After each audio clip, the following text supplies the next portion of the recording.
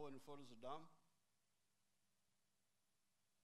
back to 150 megawatts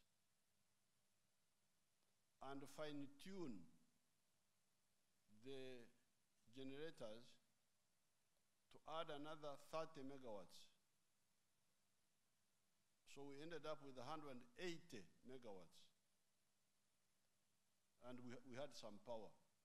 We were selling 30 to Kenya and keeping 150 now to Uganda.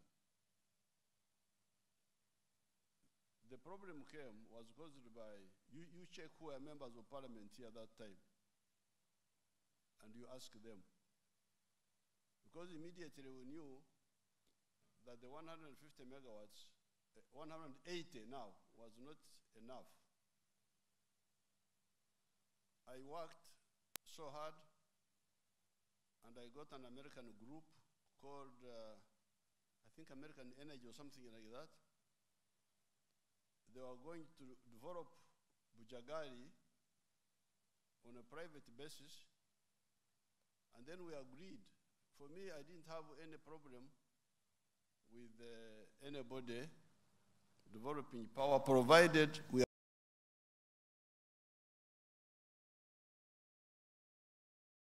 American Energy on 4.9 cents. This is on record, 4.9 American cents. We had agreed. Then you can check that debate in that parliament, and you check who are the members of parliament. When we took it to parliament blocked it. Blocked Bujagari. That's how we got into a deficit, into lagging behind. So now we had to come in and do like firefighting. We developed now the new power station to the east of the Nile, of Jinja.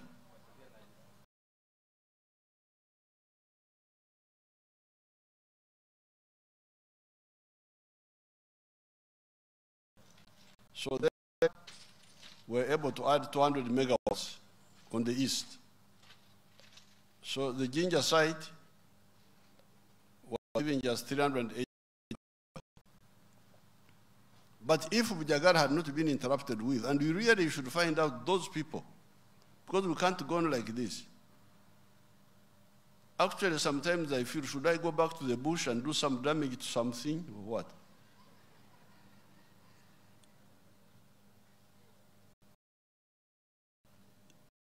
The problem was, it was caused by parliament. Check that parliament. The date, those are there, the dates are there, the is there. So that's how we, by 2005, as power. And the economy developed very fast. In 1995, we were able to hit like now, because of the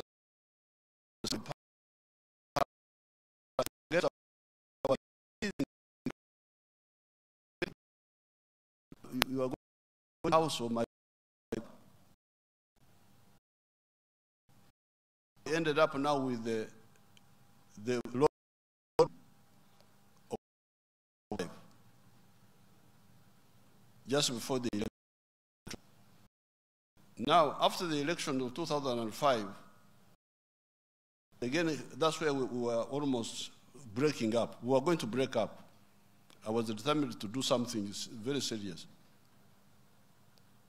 Some of these people don't know our history. They think that when they see us putting on ties, they think that we are from the town. Or they didn't.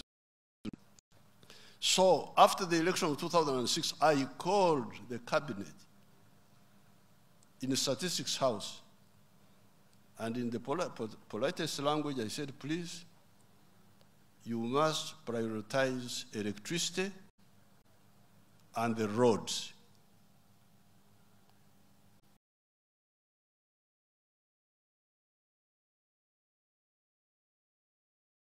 Money everywhere, no emphasis, must stop.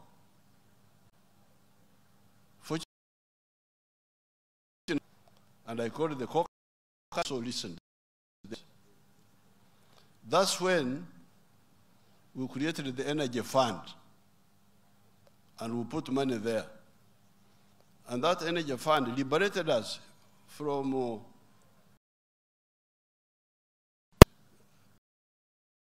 so on.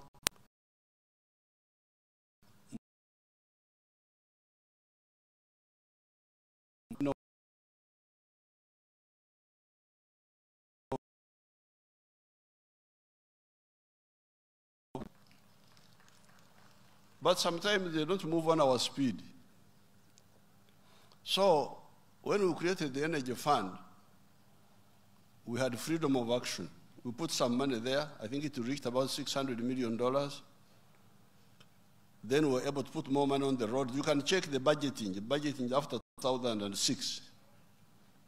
How much money was on the roads, how much money was on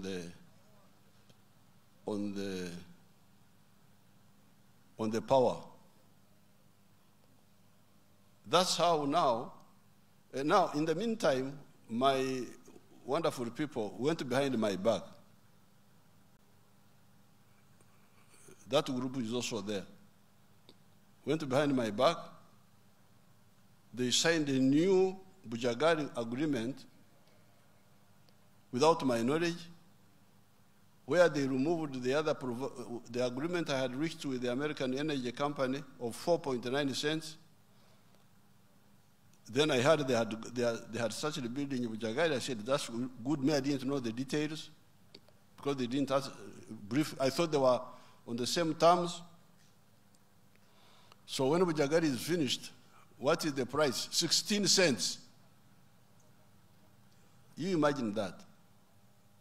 Parliament rejected a plan where the electricity would be at 4.9 American cents. Now we ended up with a new arrangement, of course involving our civil servants, without informing me, where the power now would be 16 cents per unit, American cents. But because of the energy fund, I started discussing with the Chinese to build Karuma and Isimba. Initially, we wanted to pay all of it ourselves from our budget. But along the way, the Chinese, the ambassador, the one who was here, said, no, Exim Bank of China can extend a loan on this. So that's how we ended up building Isimba, 183 megawatts, Karuma, 650 megawatts, and so on. And then in the meantime, we also built something on Agago River with some other group, 88 megawatts. So this is the power you are now talking about, which is now here. The generation. So first, really stop misleading our people, telling them lies. Lying is not leadership. But in the meantime, there was another problem.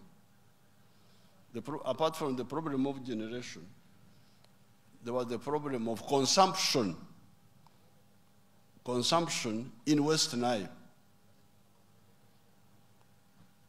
There was power up to Kole on the other side, Kole in Lango, where then the line goes north to Gulu. That line was a 33 kV with a weaker current. The demand in West Nile was 2 megawatts or less. So the problem was the 33 kV cannot push power from Kole to West Nile. The distance is too long. That was the other problem also, which people who say they are leaders should know and find out. So that's why they said if you install a 132 kV, I think this is the one you have installed now. It's a 132 kV now. Huh? 132. They have now installed a stronger line of 132 kV. Now, if you install 132 kV, when the demand is only 2 megawatts, who will consume the power? What will happen? It's not economics. I don't even know whether it is even technical. Somebody can tell us, would it make technical sense if you have so much power but which is not consumed? Somebody tell us that side first. Engineer Wako. You go and tell us. What were the technical problems?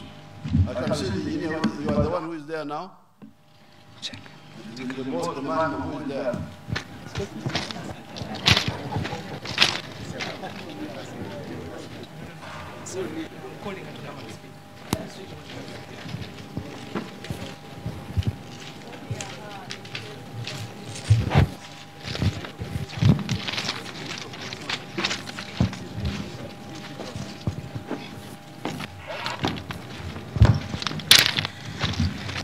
Your Excellency, thank you for the opportunity to explain. The problem is now a good problem.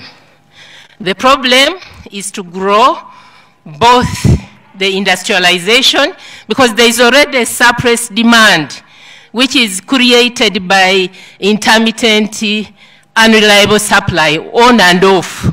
And then the other one is to prioritize the region for the last mile connection. Thank you, Your Excellency.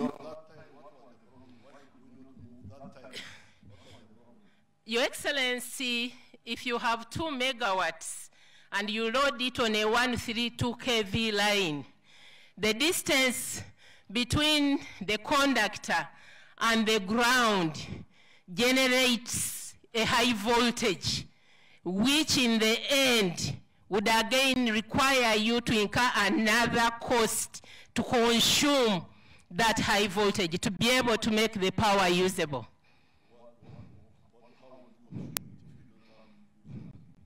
Your Excellency, where I started is that we need to consume this power.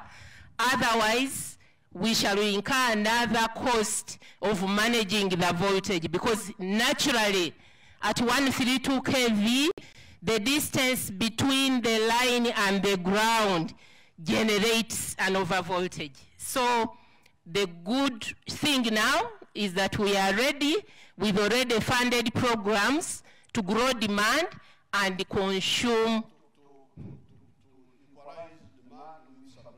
Correct, Your Excellency.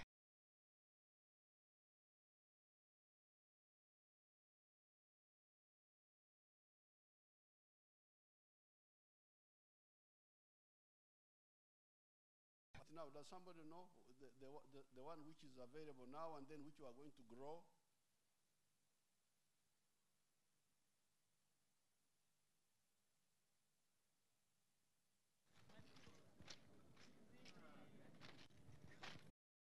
Point is off. Check. He's here.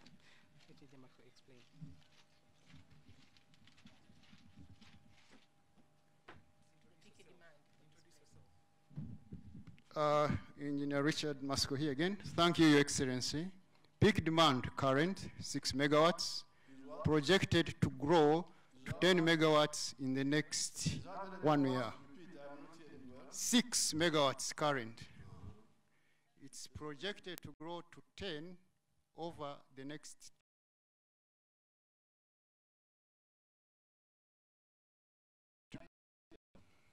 That's what you told me. Correct. So what will you be doing with the 80? I think that's what Engineer Zia was talking about. We have to find a way in the area. What happens? The educators now from Victoria. That's okay. It's now well balanced. It's now well balanced, but we have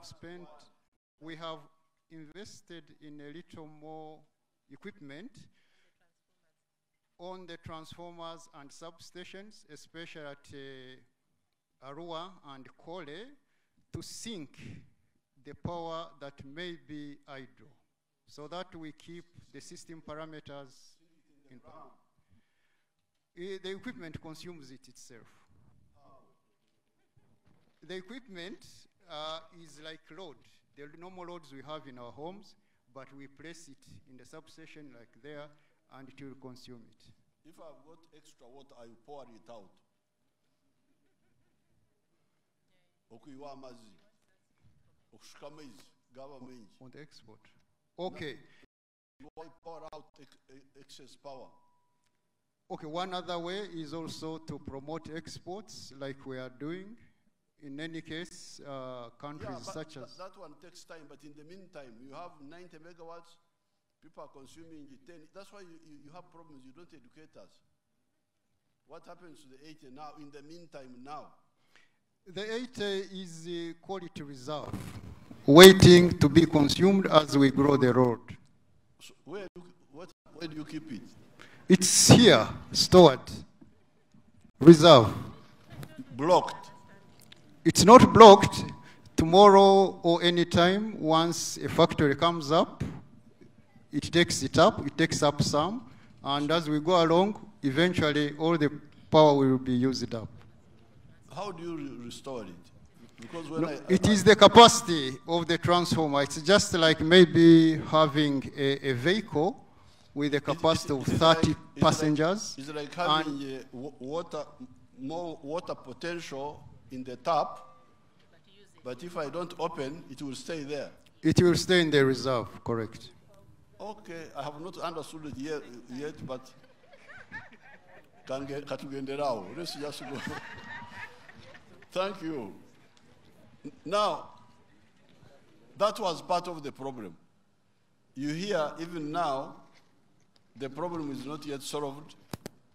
I have not understood how they will solve it in the short run, but you hear that the plan now is to supply the 6 reliably, which they think will grow to 10,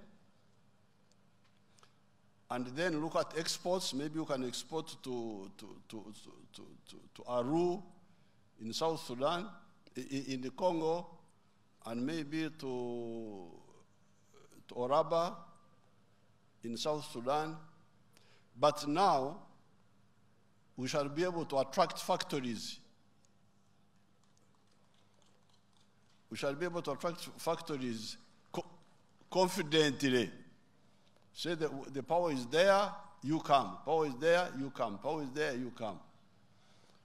Now, my only problem is to be sure that it can be kept safely in the meantime. But engineers, Wako and others have said, don't worry. There is what we call in our language here, Luo language, dero. Dero, machtie dero. Do you call it the same here in like Acholi? Because me, I speak Acholi. Is it dero in Arur? Dero, the granary. So therefore, me dero tie mach madwong. There's a lot of power in the granary waiting to be used. So therefore, what I would recommend is to develop like an industrial park somewhere in West Nile, near the power, so that people don't have to come looking for land, begging, all that, wasting people's time. These people have got other places to go. If you don't handle them well, they go to other places. Uganda is not the only place on earth. So the leaders get some land, where there is an industrial park, then it may move quickly to consume the 90 megawatts. Now, after the 90 megawatts is consumed, what do we do to increase it? What is the plan? The other engineers, please tell me. Not engineer work overworked her. These younger people, these younger fellows. What is, because suppose we get, because like now in Mbale, the demand for power there is more than 250 megawatts. That supply. Okay. Now we are running up and down. So when there is increased demand, what is the plan? Apart from generation, how about the transmission? Thank you very much, Your Excellency. We do have a grid development plan which is looking at expanding our transmission network. Tell us, what is it? I'm also not as ignorant as I look. Tell me. Yes, Your Excellency. We have identified the key demand centers, demand growth centers. For the oil and gas, for example, we are now constructing a substation in Kabale, which will support the oil extraction activities there. We have also mapped out the different industrial parks, which are 23. How will extra power be added on this side? Please, don't waste my time. Your Excellency, in terms of adding extra power, yesterday we laid off construction of a 20 megawatt solar plant in Madiokolo. That is an additional 20 megawatts within this region. Please, that is generation. I'm talking about conveying. Suppose there is more demand here. Yes, you can add by solar power, but suppose you are to bring more power. What is the technology, the method? But from you want to okay, you talk. Your Excellency. Remove your mask so that I can hear well. Your Excellency, my name is Engineer Abdonatwine, Commissioner Road Education. We have a plan to, Orio substation now is at 400 kilovolts. That one I know. Now we are extending a line to Nimule at 400 kilovolts. 200? Nimule. 200? 400. 400? Yes. Now we'll bring a line. Oh, so you can hook West Nile to that one? From Nimule to Arua. Oh, okay, then it can come like this. So you have another line. Oh, okay, so when there's more demand, there is another pipeline. You know, for us, we know water. There's another pipeline of electricity going to Nimule, which is bigger than this one. It is 400 kV, 400 kV. So from that one, through Ajumani, they can link West Nile to that additional one in case there is more demand. Because these are the issues that the technical people, you should do, explain to the leaders, so that the leaders know what they are talking about, because they really waste our time. Okay? So that is the story of the electricity in West Nile. That time, before you go, you gentlemen, that time, the transitional plan was in Nyagak. Have you heard of Nyagak?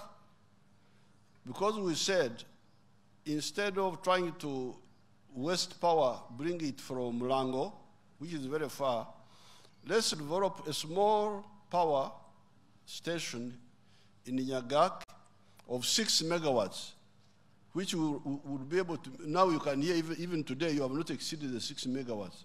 So I don't know what happened to Nyagak. What was the problem? Was it a problem of water or what? We have Nyagak 1, which is operational. It is 3.5 megawatts, and it has been supporting this region before we connected it on the grid. We have Nyagak 3, which is 6.4 megawatts, and we expect to complete it by December. Also, so that it yes, had not been completed. not yet. It is not yet connected on the grid. That's why there was a gap of 3 megawatts. Yes, Your Excellency. 2.5, 3.5 versus 6. Yes, Your Excellency. Okay. So that is the story of power in West Nile. And for me, I follow everything. I knew what we were doing. I was briefed, and I was sure that we would solve the problem. Now we are going to do more generation. We have given Ayago. Ayago is 450. Ayago is how much?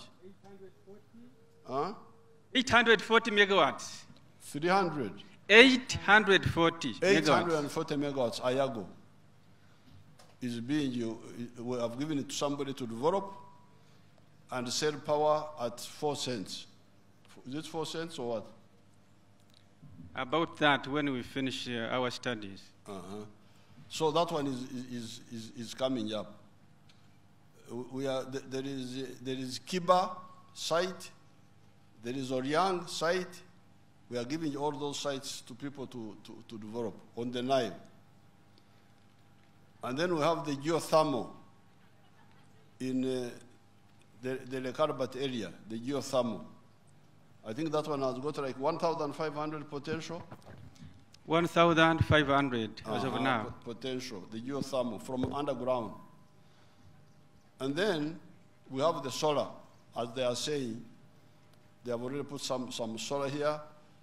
There is some other solar in Bulambudi, in eastern Uganda, of 200 megawatts. And we shall continue with the solar. And then finally, we are working also on the nuclear power stations. 2 of them, one by Russia, another one by South Korea, will produce, I think, a total of 15,000. Is that so? Your Excellency, we are planning 24,000 megawatts. 20 from the 2? No, 4,000 from the 2, but in total, in our generation plan, 24,000 megawatts. Oh, okay. From the From nuclear. So how would you get the 52,000, the one we are targeting? How would you get the rest? So, hydro, combination of nuclear, combination of solar, we have a solar, combination of geothermal, then we have heat energy, and many other. Very good. So that is the story for lesson.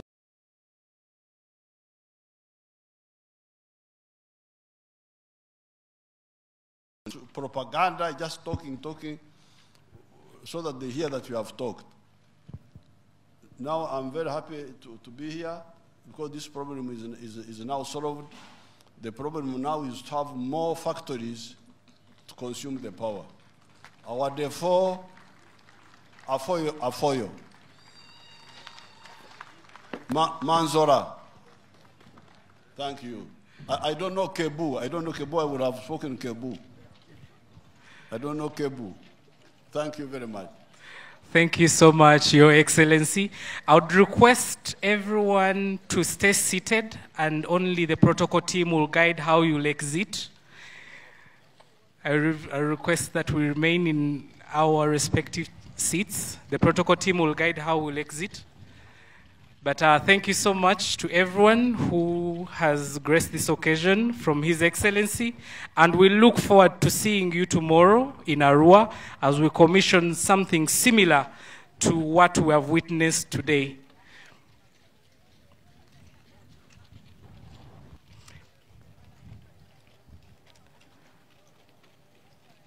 Thank you so much to the ministry team, the team from UETCL,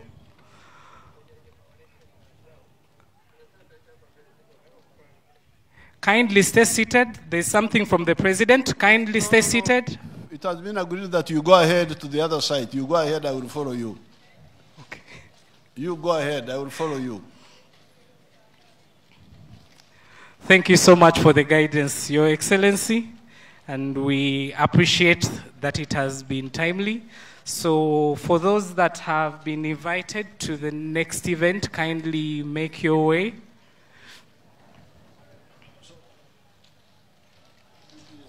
And please be mindful of the steps you take.